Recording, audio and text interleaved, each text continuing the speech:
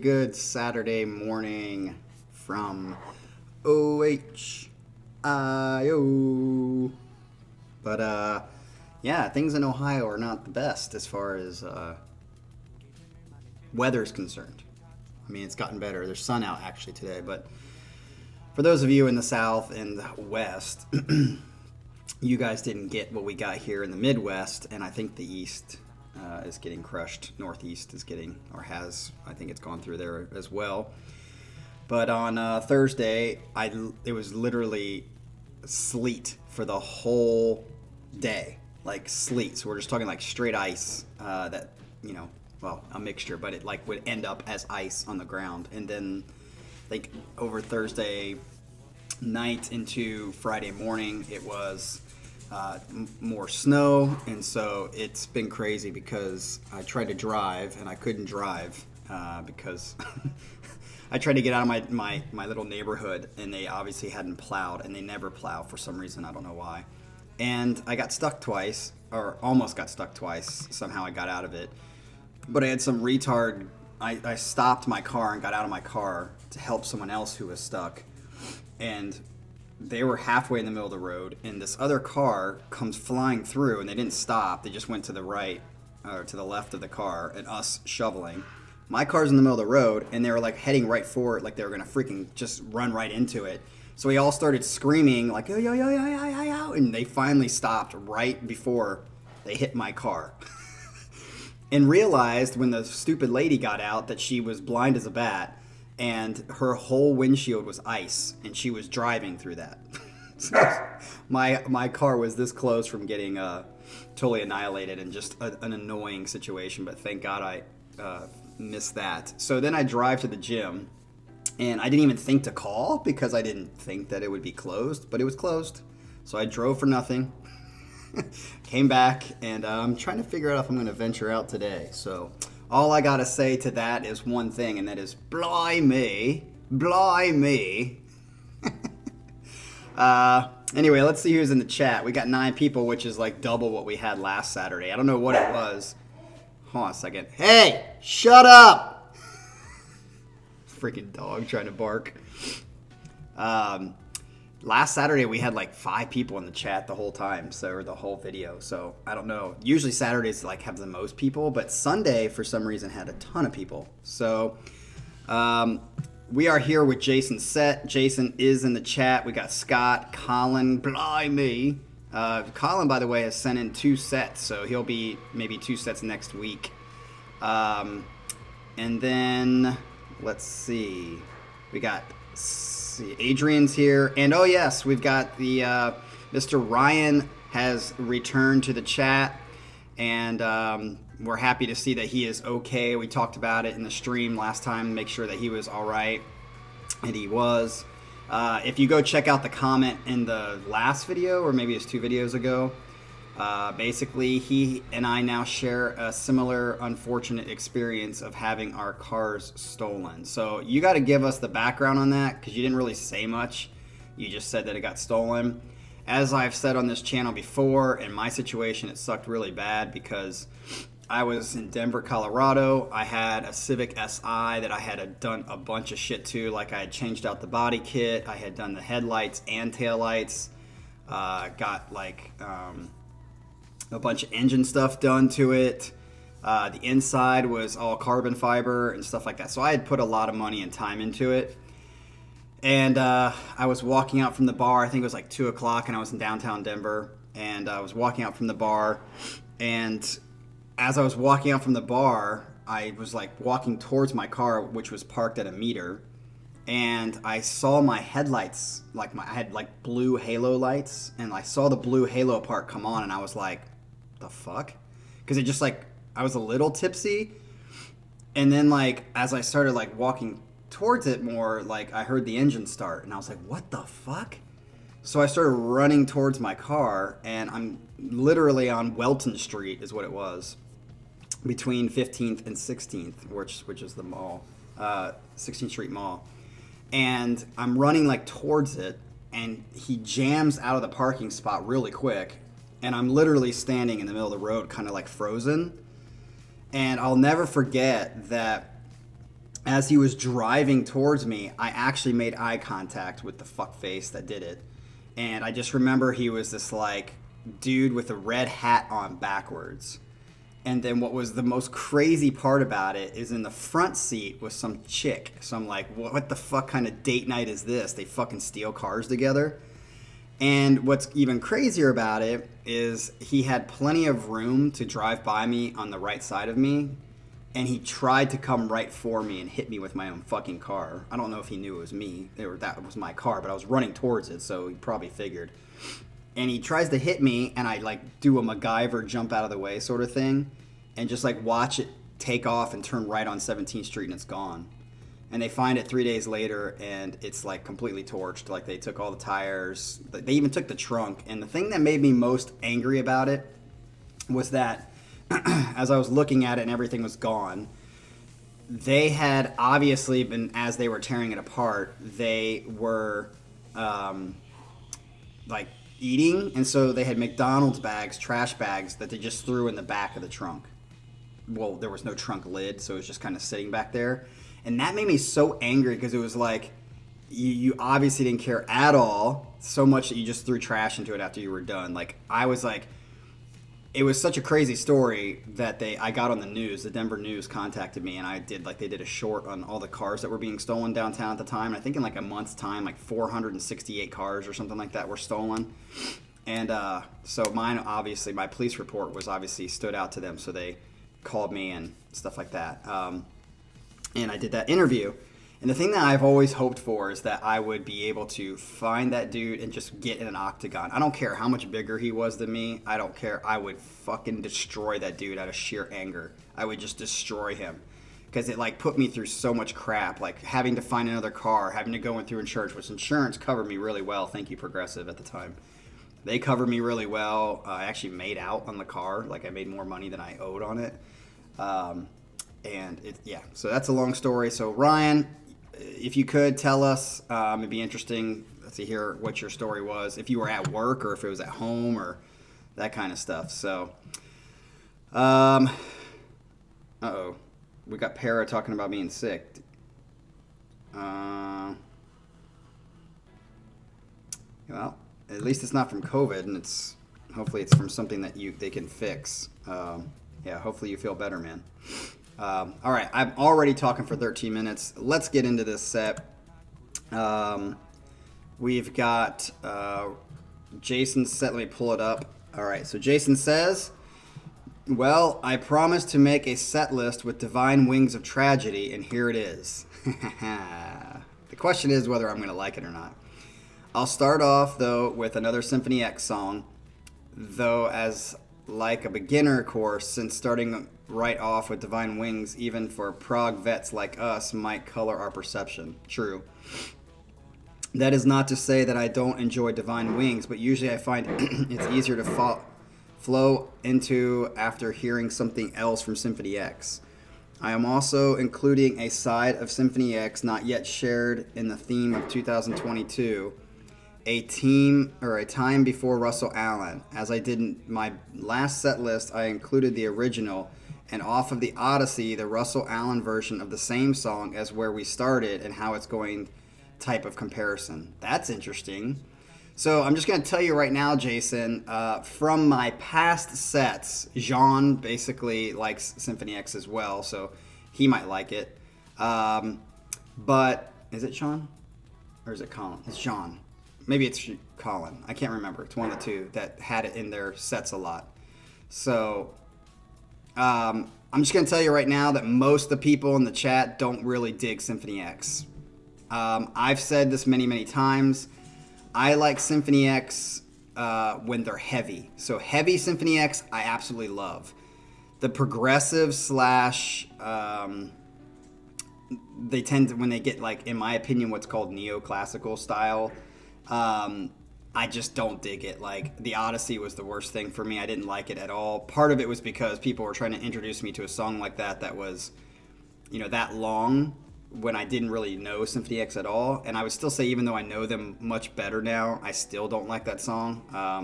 And I've said this before, mostly I think their lyrics are just so terrible. It's just cheesy and stuff like that. And a lot of their sound, when they get into that, is too neoclassical sounding for me. However you want to, I don't know exactly if that's the right term to phrase it, but when they're heavy, I freaking love their heaviness. And I've always said I think Russell Allen is one of the best singers, top 5 for sure, when it comes to this kind of music. But just be ready, Jason, because a lot of people don't dig Symphony X that much. And I'll be interested to see if Divine Wings of Tragedy can overcome the Odyssey and be better than the Odyssey. I'll be interested to see, or if I'm going to not like it the same way. But before we get to that, we have The End of Innocence. So this is Symphony X, The End of Innocence. Knowing how much Cap loves the album Iconoclast, which I do because it's heavy, I chose this song because it's one of the more powerful metal songs we had not already done yet from the album, though we have almost finished it off by now. Yes, we have. I figured that this might get Cap in a good mindset for the upcoming 20-minute epic. Okay. All right, so here we go at The End of Innocence. Let's see how it goes.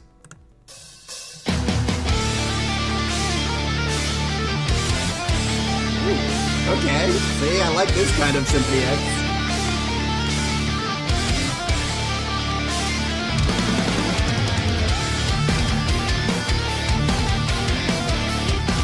Hell yeah. Romeo, baby. Romeo, Romeo. We're out there, Romeo.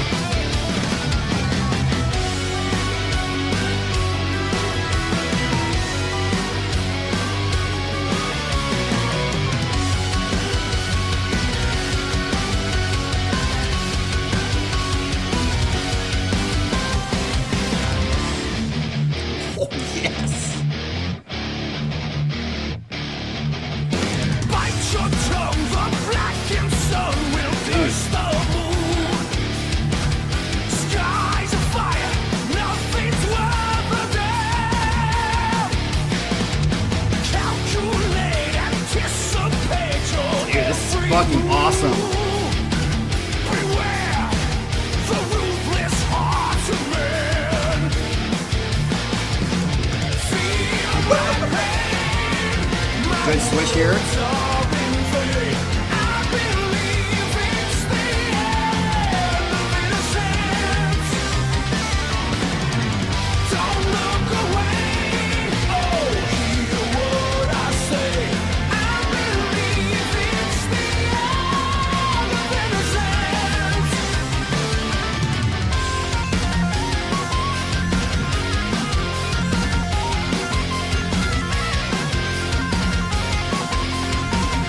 Dude, I like this rhythm.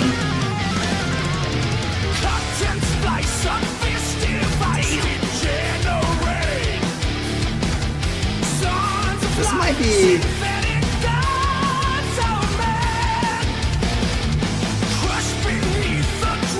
For heavy, this might be better than Walls of Babylon for me.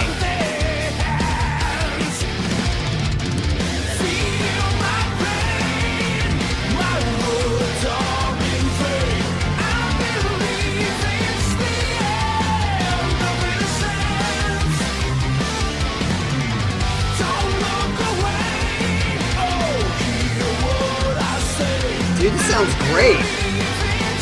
This is a great choice, Jason. Surprised nobody else picked this.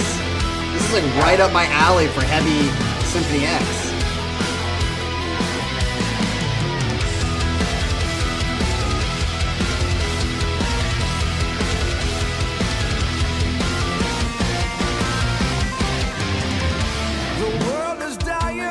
Great switch.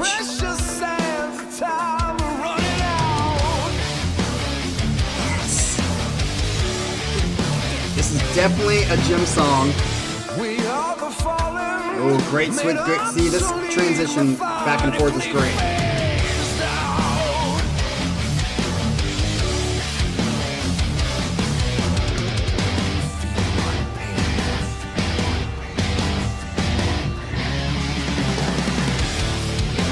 Damn. Dude, the rhythm on this is one of Romeo's best. Love that in the background too. Sounds very Jordan-esque.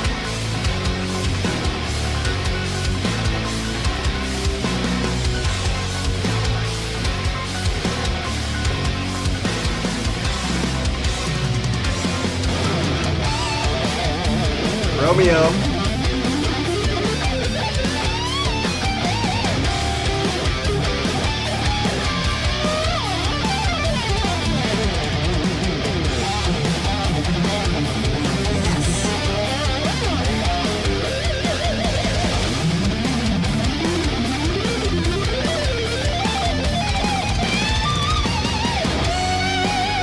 Nice switch there.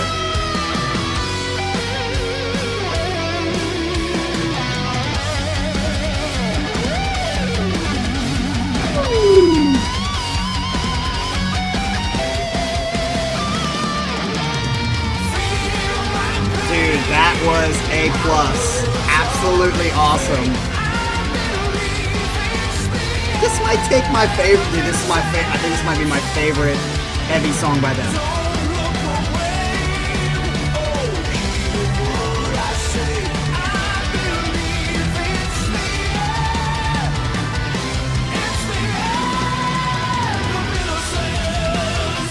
Yes. Get it.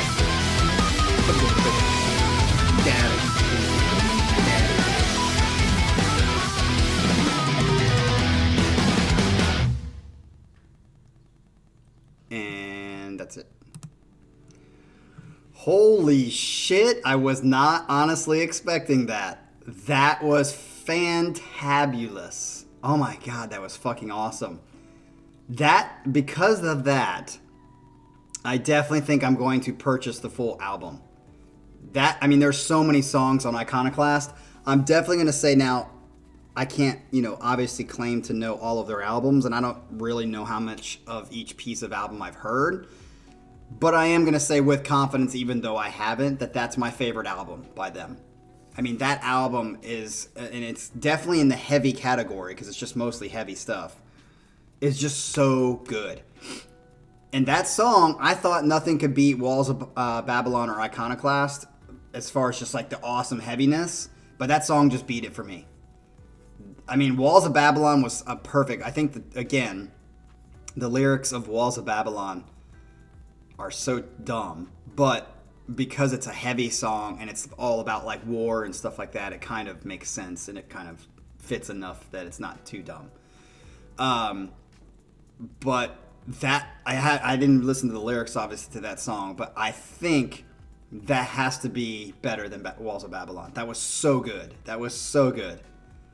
And I might even say that's probably the best riffage I've ever heard from Romeo. He's always good. I like his riffs, but that was just so crunchy and groovy.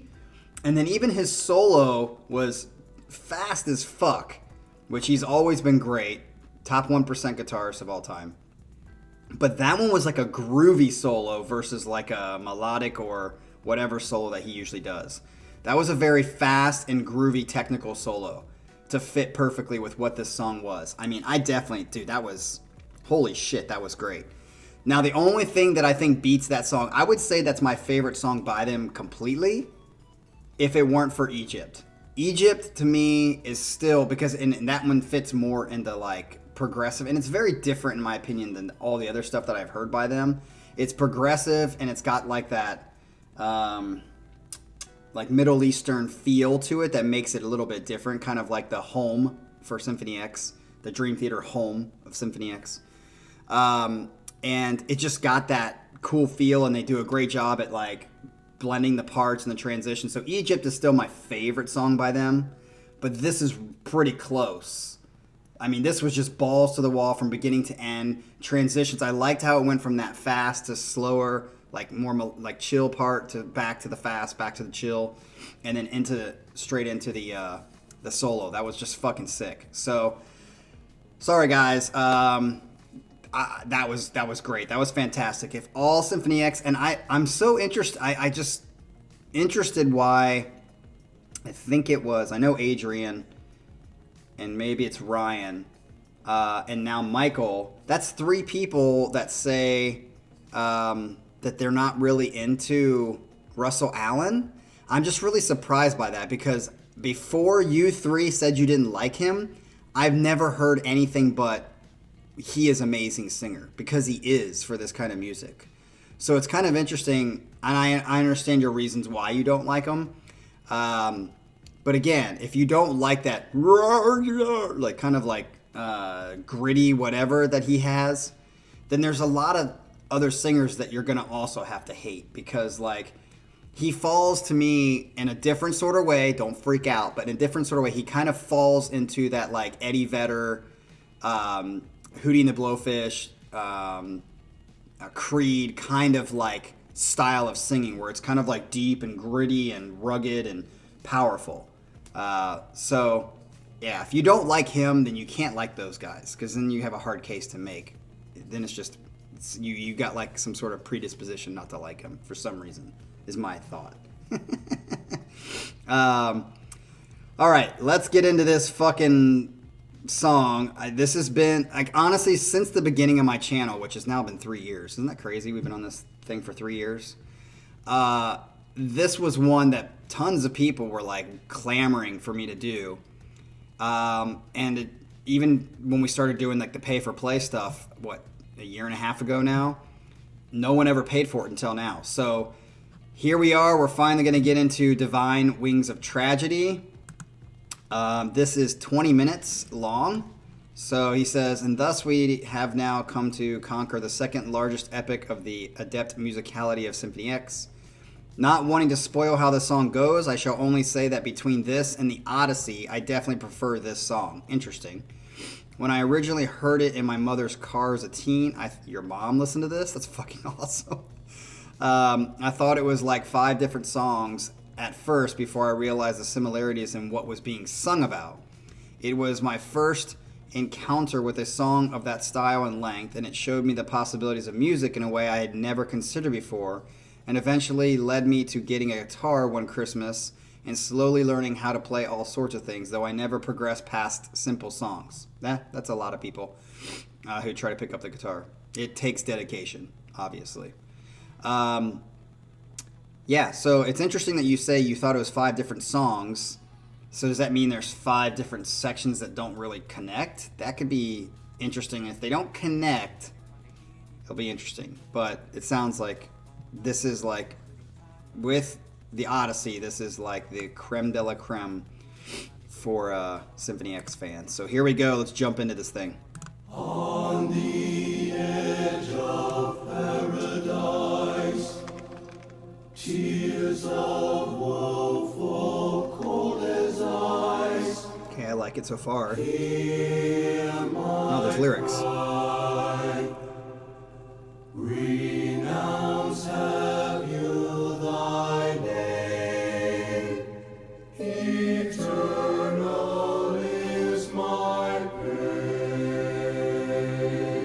Eternal.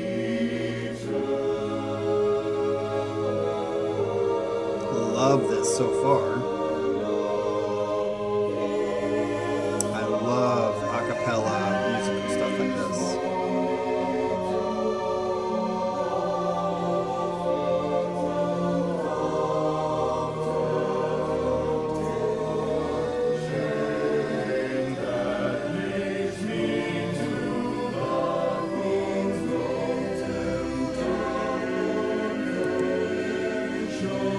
So Symphony X fans, is this like all of Symphony X singing this? Like all the members? Is like Romeo even singing this? Or is this, did they hire somebody to do this part? I mean, obviously there's women in there. Or could it be a high tenor? I can't hear.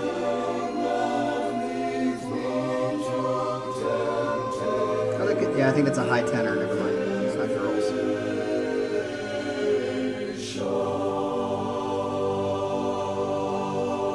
If Symphony X and Romeo could sing like this, I'd be impressed even more with Romeo.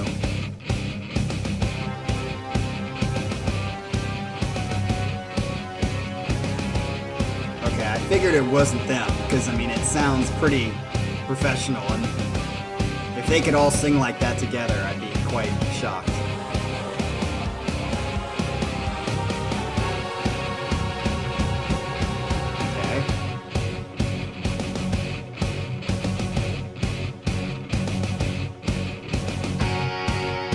Kind of reminds me of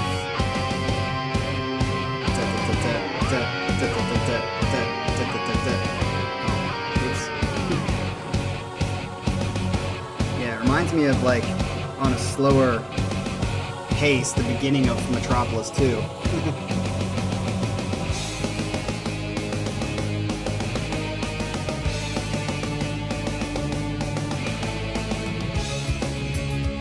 Okay.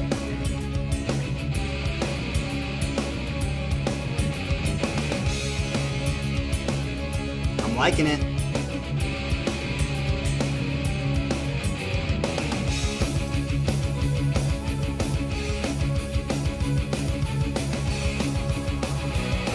I think the guitar tone sounds weird.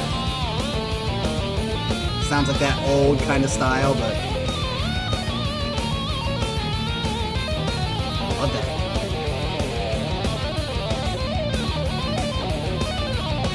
Dude, Romeo's just out of control.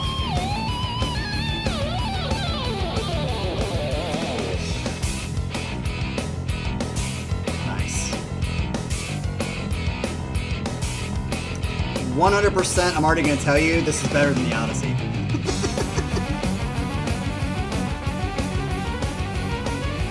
Mostly because I think that, like, it just sounds more not as neoclassical. It does have that feel a little bit, with, especially with the keyboard patch sound.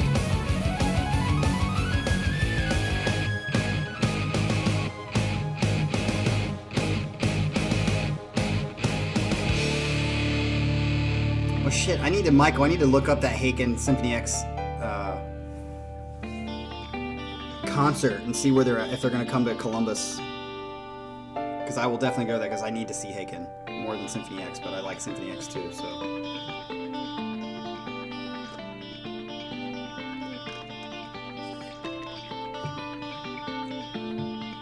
That note is just like.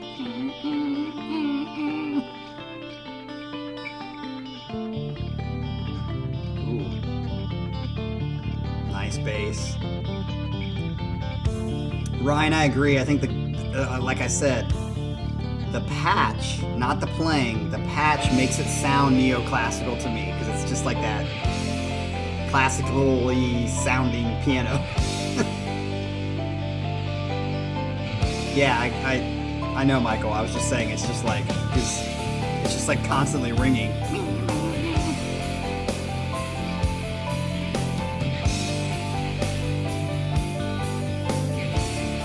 I like this. So far, I'm digging it. No singing yet, and we're probably like... There we go.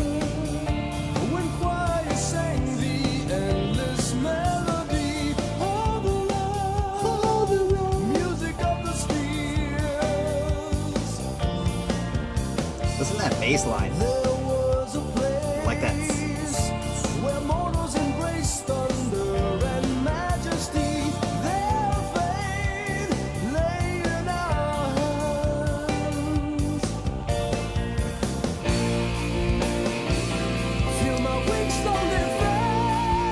Jason, probably not going to come to Minneapolis. Kind of far. Not too far, but...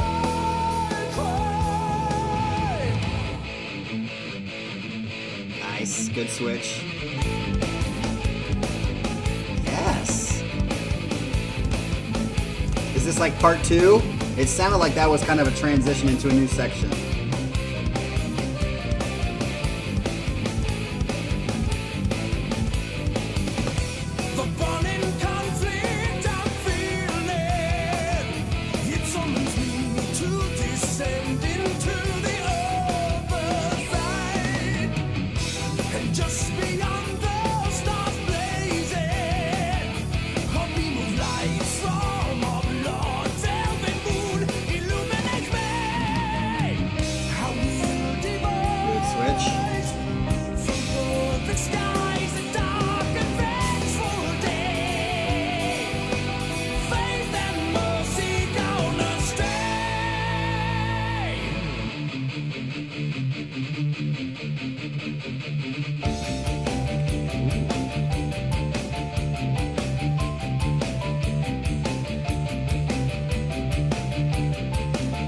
Dude, so far this is way better than Odyssey.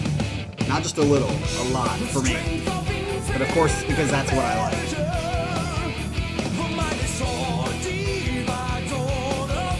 Yeah, Michael, I agree, but on Iconoclast, it sounds different. I feel like on Iconoclast, it doesn't feel like that muddled sound like this.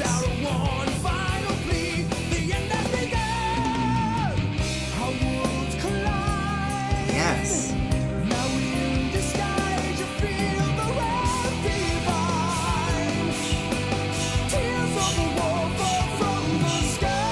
I will say, Jason, though, I still am not loving the lyrics. It's so much nonsense by Symphony X. They're like the worst lyric writers I've ever seen. I know that's gonna piss off a lot of Symphony X fans, but it's just so dumb. It's the dumbest fantasy. Can't understand what the fuck they're talking about unless you really dig into it like it's a philosophy book kind of shit. Yeah, it's poetry shit is what it is. And if you love poetry, that's cool, but I can't stand poetry, so I like practical, good messages, not, I gotta figure out what the fuck is going on. Nice. Is that a fretless? It almost sounds fretless.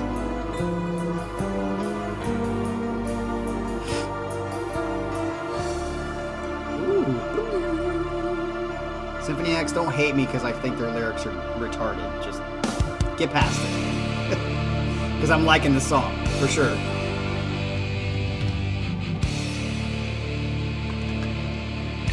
Good chord there. I just love those. Powerful.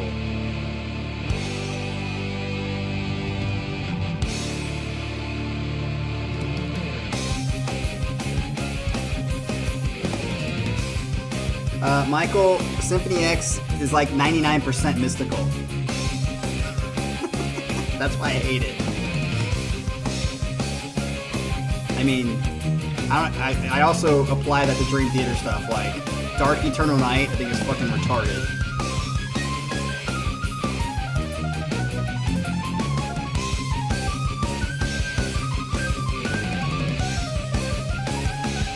Good piano or keyboard. Don't love the patch, but it was better than at the beginning.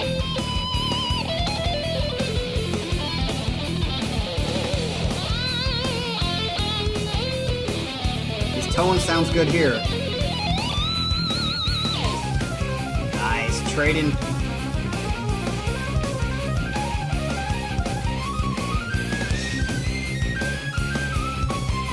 Scott, exactly.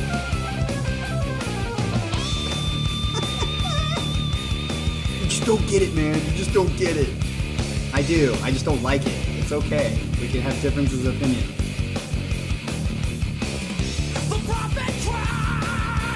That prophet. How many times have I heard that in a freaking Symphony X song? Dude, I'm telling you, this song is good. I don't even know how far we are in, but so far I'm liking it. I'm not getting completely connected to it, but because it's a bunch of different parts. But I think if I listen to it over time, I could get it better. But I'm liking it.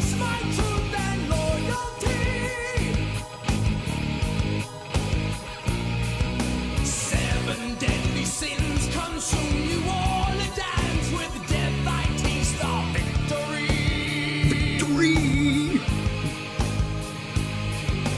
Rising from the Lord, the warrior brings judgment without compassion. Like that. Makes all fear. Doo-doo, doo-doo, doo-doo, doo-doo, The river doo-doo. Styx, the gates of hell abandoned, home for ye who enter here. That's the first time I've ever heard Russell kind of seem like he was struggling for that note. That was interesting. I mean, it was high as fuck, but The edge of the sky, the prince of truth, now the bringer of war. here we are in heavy land. Banish our kings from the banks of the land. For strength is my name.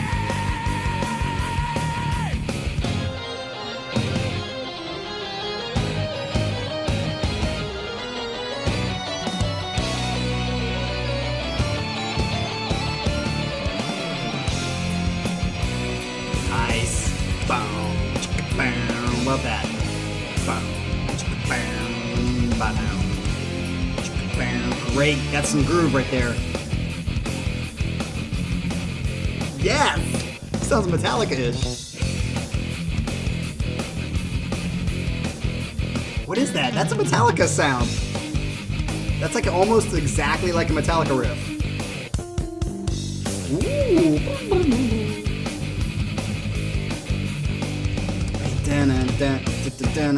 Oh, it's my Megadeth riff. I'm sorry.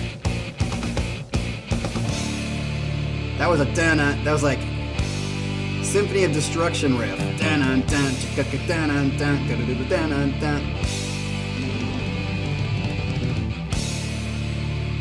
Hey, Megadeth and Metallica are essentially the same thing. Oh, did I just say that?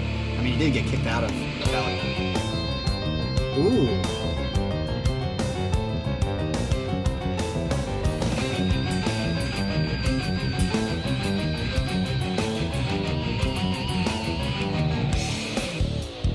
Okay, that was an odd switch, but okay.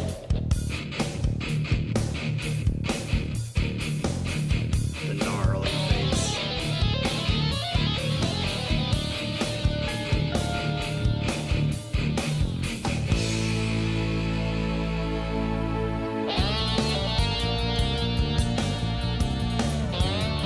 Okay, now we're getting into sections that I don't feel like connect very well. Maybe it's supposed to be like that, but the last three transitions specifically. Oh, that was nice. Ooh, nice legato there. The last three transitions have definitely not connected at all. Maybe it's supposed to be like that, but.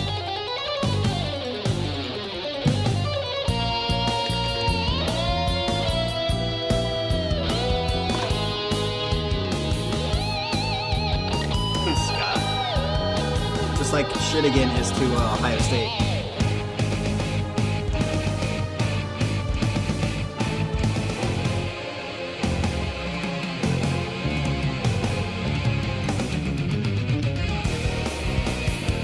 Okay, I will say I was liking it up until the last three transitions. Now it's just kind of like I don't feel like it's connecting as much. Maybe it would if I listened to it more, but.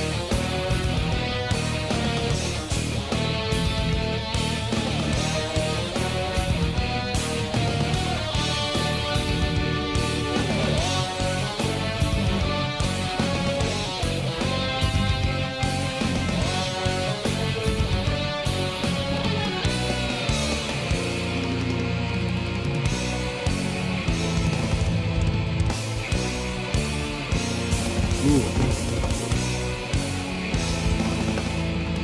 I like this part. Yes.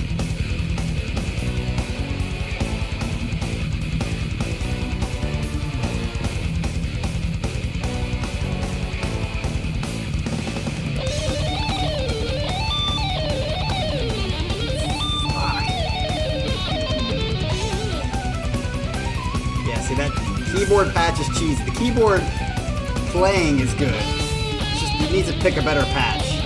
But I guess at this time, that's pretty much what all keyboards picked. Dude, fucking Romeo.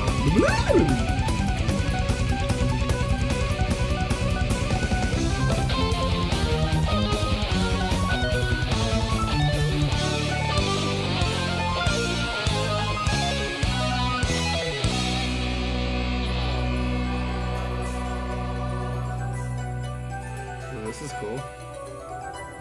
I feel like I'm in the Nutcracker.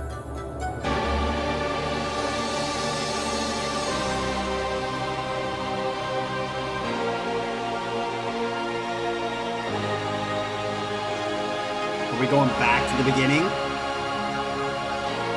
Every story kind of has its wrap up. It doesn't always have to go back to the beginning, but at least wink at it.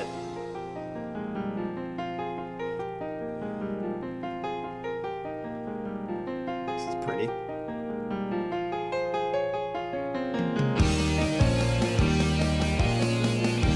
Yeah, I would just say those three transitions in the middle I didn't like, but it's gotten back on track for me.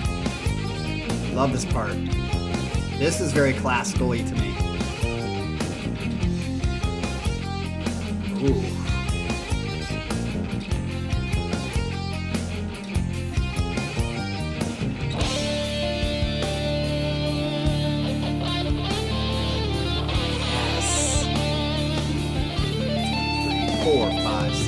96 feel.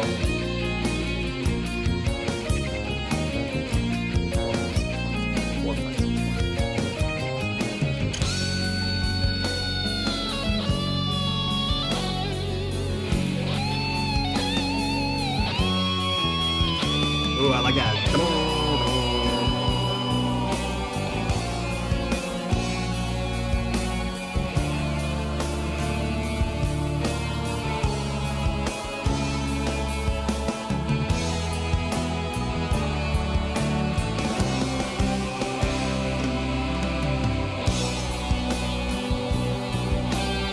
I have no idea how much left we have, but I would say overall, this is definitely a good song. Definitely a good song. Ooh, it sounds like they're wrapping it up. Just the chords that they're choosing.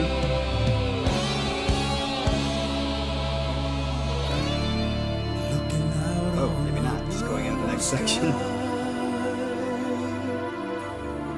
I can see the new rising like a prisoner unbound.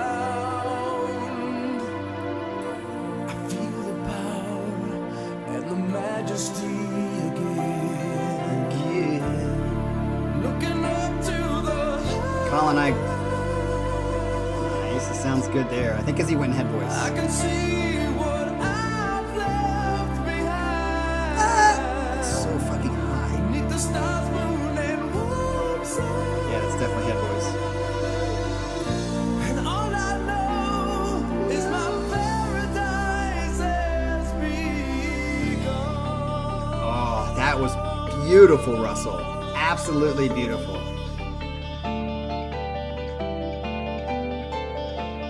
Okay, I like this part going into the next section. Yes.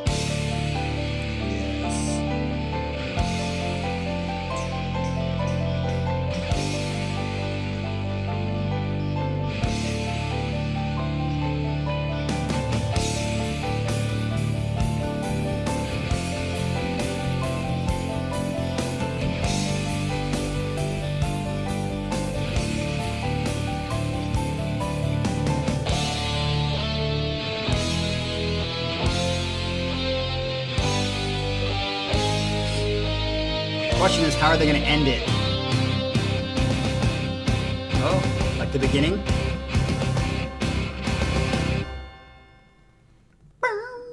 Is that it? Yes, it is. Wow. So we made it through Divine Wings of Tragedy, finally.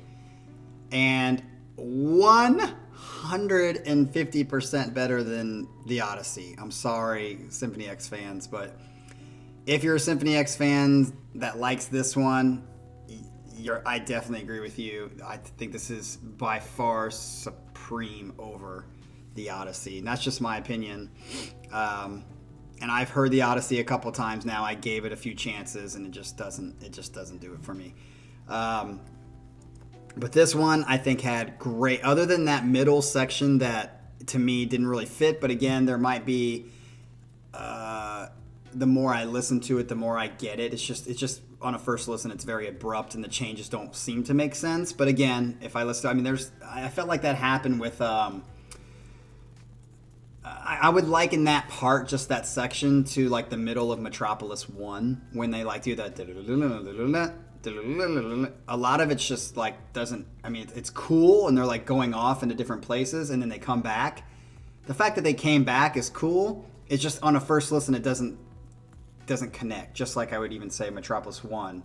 If someone said that middle section doesn't connect, I'd be like, yeah, it doesn't really connect, but it's still fucking awesome.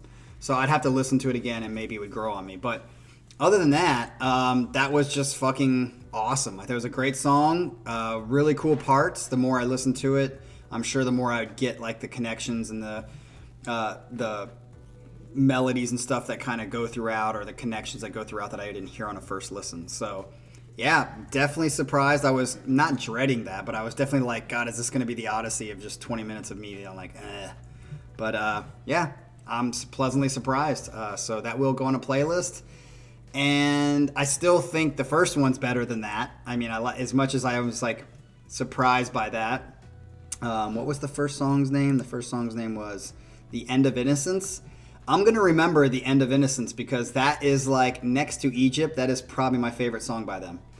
But Divine Wings of Tragedy, glad we got through it, and I actually enjoyed it. I liked it. I felt like it was great. And that last section, like slower section where Russell was singing beautifully, like a ballady type sound, loved it.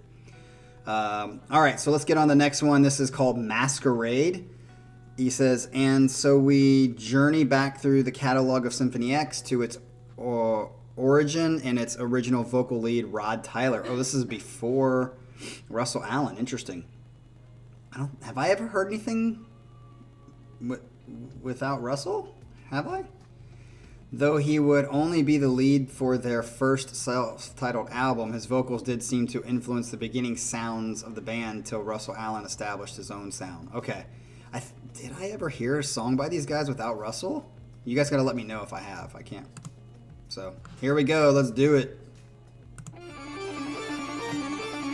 Okay, sounds very neoclassical-y / Dracula.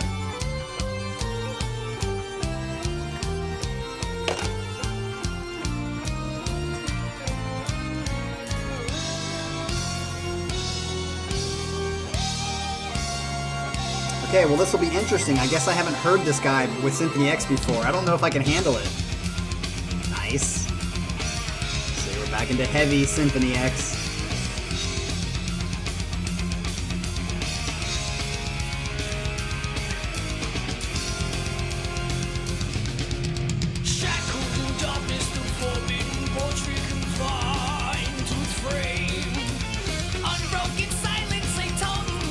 Yeah, didn't like that.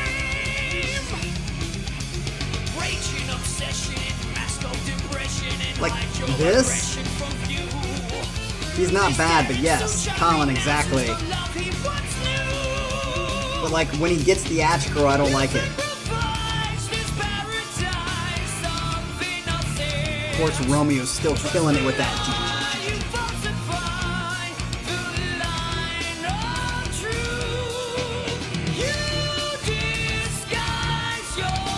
I mean, he's not bad. It's not bad, but I definitely don't like it when he goes, yeah, like opens his mouth like he's smiling. That theatrical part. Jesus. Fast double bass right there.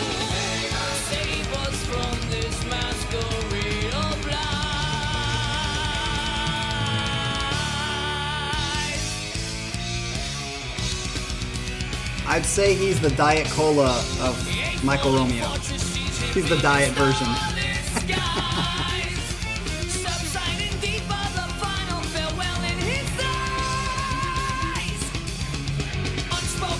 So we're going to call this Diet Symphony X. Like that, right there. I hate that. But when he's singing normally, sounds fine, sounds good. I love that switch.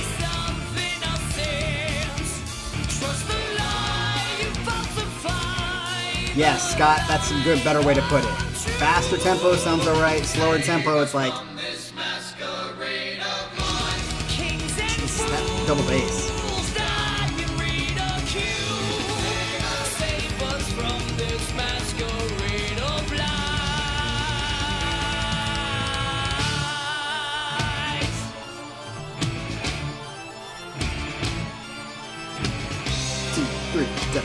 Two, three, da-da-da-da-da.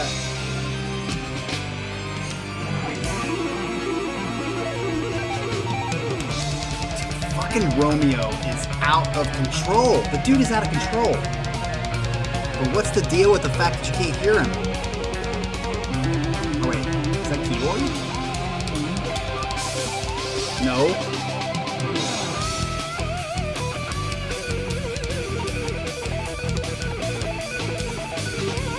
You guys hear that? It just sounds fucking horrible. That's not their fault. This was probably made, what, 80s? Early 80s?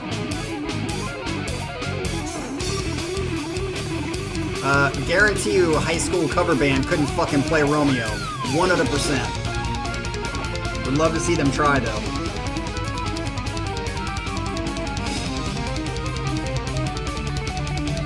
But yes, I understand the overall engineering sound. Yes, sounds like high school. Kings and fools, dying ridicule. Save us from this masquerade of life. I would love to hear like Russell play this. Like, I mean, I'm sure they played it in concerts live. Is that it? Wow, it is. I'm sure they played this in concerts live, and I just would be interested to hear what Russell sounds like that. It's kind of like when you hear James LaBrie sing Charlie Dominici's songs from the first album. It's obvious that LaBrie, it's weird, like LaBrie's better overall, but there's some things between the two that I actually like Dominici's sound. But like, I feel like Dominici is probably very similar in the sense that this guy is more theatrical than Russell. Dominici in the first album kind of sound like there's certain things that his like strength is better than LaBrie, but overall LaBrie just handles the songs better. It sounds better. It's not as cheesy. So yeah, very interesting. I'd be interested to hear Russell sing that. So yeah, glad I got to hear that guy. Glad I got to, gives me a new appreciation even more for Russell. He wasn't bad. I don't prefer the theatrics stuff for metal music or for progressive music. Musical theatrics is for musicals. And in that context, I like it. I was in musicals when I was in high school. So let's get to this last one. Oh, wait. Oh, I didn't even recognize this. See, this is why you should read the stuff before you actually get on a live stream, because I just am a fucking retard. The next one is Symphony X Masquerade by Russell Allen. So I was just basically self-prophesying what I wanted, and I just believed it to come true, and it came true. So it says, personally, I find this version of the song way better, especially with Russell Allen. There we go, singing being more full and powerful instead of pointed like Rod Tyler. Though you can feel a more evil presence in Rod's voice, I find I still prefer how Russell sings this waltzy telling of secrets and masks. So interesting that we're going to get this. Now that we've heard the first version, are we going to like it better or worse? This is a nice little comparison. Same song with Russell Allen singing. This is Masquerade to finish us off for today. So here we go. So weird to hear this again.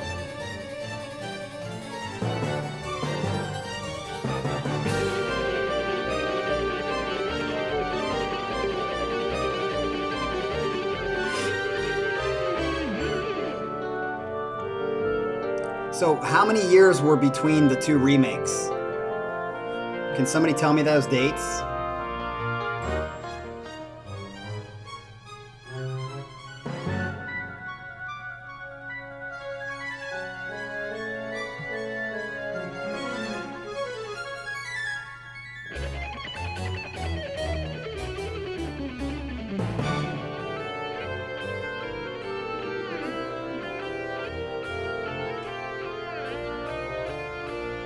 Oh, maybe I wasn't understanding when I read it that that's what it meant. I think I was probably thinking, oh, they did a remake, not that he was going to play both of them. Wow, so we're talking almost 10 years apart here. This is interesting.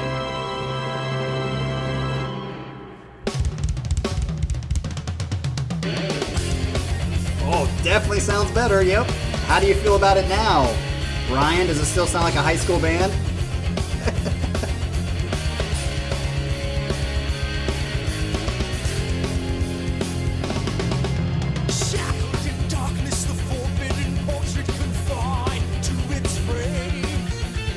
Now, is Russell trying to sound like the original?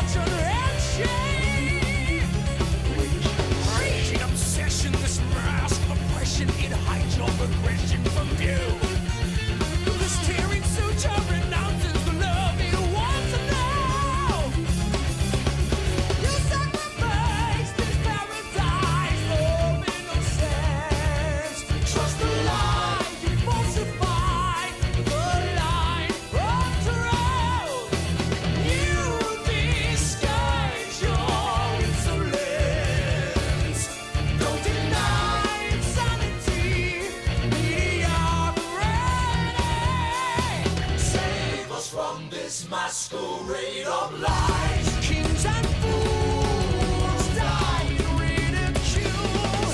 Save us from this. But this thing is, this doesn't, I don't know, I don't feel like it sounds that much better or different. See, even there.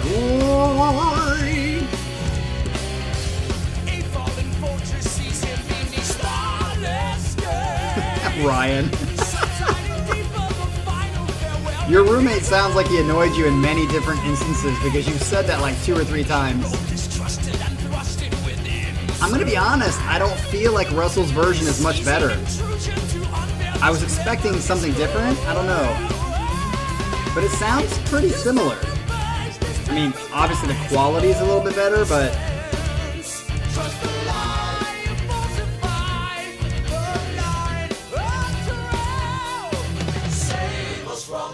Masquerade of lies, kings and fools. I like that. Save us from this masquerade of lies. Scott, that's exactly what I was trying to say. Like, the mix is better, but I don't feel like Russell's edition is really that much different. It's a little bit better, but... And I think his little bit better is just because he's not doing the... Whoa. Didn't hear that the first time. Ooh. Maybe I was talking to it. Dude, that bass part is sick. Following the guitar.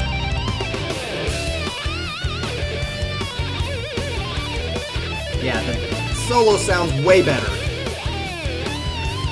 Doesn't sound like a muffled cage.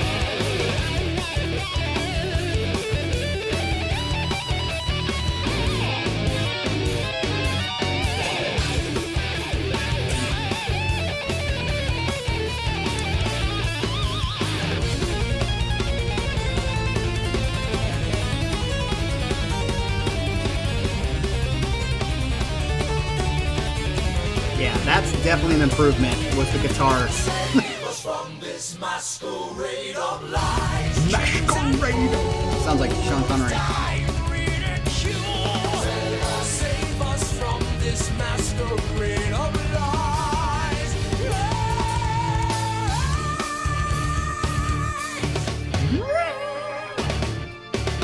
That's why I was asking if Russell was trying to sound like him, because different? I don't remember this in the first one. This sounds very different than the first one, right? Or did I completely miss that?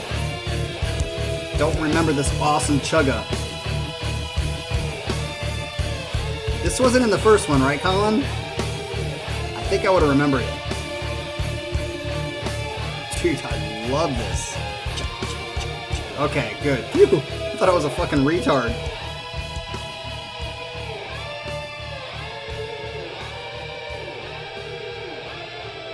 Yeah, please do, Para. Let us know.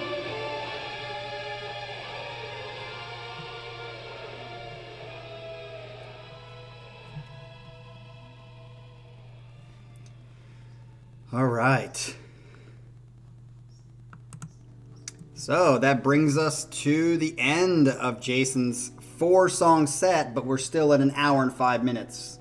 Part of that's because I talked for quite a bit today, but yeah, I'm overall very, very happy. I would say Masquerade, that's weird. I finished the song and a warning pops up, copyrighted audio. Okay, you waited a bit too long because it's over now, freaks. I wonder if that means it's going to get blocked, yo. I hope not. But yeah, definitely think that, shit, I already forgot the name. The End of Innocence is going on a playlist and is definitely my second favorite song by Symphony X. Fucking loved it. That was great. Divine Wings of Tragedy is a good B song for me. Maybe B minus. Maybe if I listen to it more, it goes up to a B plus. I wouldn't know if I could call it an A yet. Might get into A territory if I really listen to it and really like it. But definitely surprised. Was expecting it to be like the Odyssey, and it wasn't at all. It was great. Masquerade, I would say it's very. I'm glad that you did like the back to back. We've never really done that before, have we? Maybe we did. I mean, I guess we did with some of the covers. There were more covers though. But to hear like another person sing the same song is very interesting, and just have like a better sound. And the last thing I want to say before we finish today, you guys, I'm serious. I think he's really, like, everyone that I know thinks that Michael Romeo is awesome, but I don't think he gets the love that he deserves. I mean, he is just fantastic. He is so good. He is so good. And if I do get to see them live with Haken, I'm going to look that up right after the stream ends. If I do get to see them live, I cannot wait to see him pull the stuff off, like, live, because that's one of the things I think is amazing is every guitar player, obviously on disc, is going to be able to take many takes. So if they fuck it up, they're going to be fine. But when you're standing on stage and performing versus sitting down in a chair and playing to a track is much harder to pull it off perfectly. Petrucci doesn't pull off his stuff perfectly, although most of the time he does. Steve Vai does not do that. Satriani, they all have flub ups here and there because it's just hard to be, you can't be perfect. So I know he's going to be, you know, not perfect, but I want to hear how much he like mimics what he does, because that's one of the things that I think is more impressive that people don't really think about. Is it's one thing to create this stuff, it's another thing to play this stuff, it's another thing to play it live. That's the progress. To be able to pull this off live and not fuck up is just incredible. And the fact that these guys do this is why, like, I don't, like, people are always like, wow, can someone play Petrucci stuff? Even if they can play it and they're playing it on like a YouTube video, they recorded it many times, they had plenty of times to fuck up and redo it. But even if they do it live and they don't fuck it up live, is amazing. Like the guy from Haken, I can't remember his name, that plays with Portnoy, and they did the 12-step suite and stuff like that. And I think they even did a Change of Seasons. He fucking live pulled that shit off better than anyone I've ever seen play Petrucci stuff live. He just was awesome. But there's also another step of that, writing that kind of stuff. It's one thing for you to be able to play and mimic somebody else's writing and just like get it down until you've got it. It's another thing to like have your brain come up with that shit, which is why that's even a step beyond, which is why Vai, Satriani, and all those guys are just so fucking awesome, because they not only can play that stuff, they write that shit. They write it. That's a whole nother level. So anyway, we are back here tomorrow morning for Michael's set. I hope you guys have a great Saturday. I'm going to try to dig out of the snow. I already did my driveway and shit, but I hope I can make it around today and don't get stuck. So you guys have a great one, and we'll see you here tomorrow for Michael's set. Peace out. Nice job, Jason.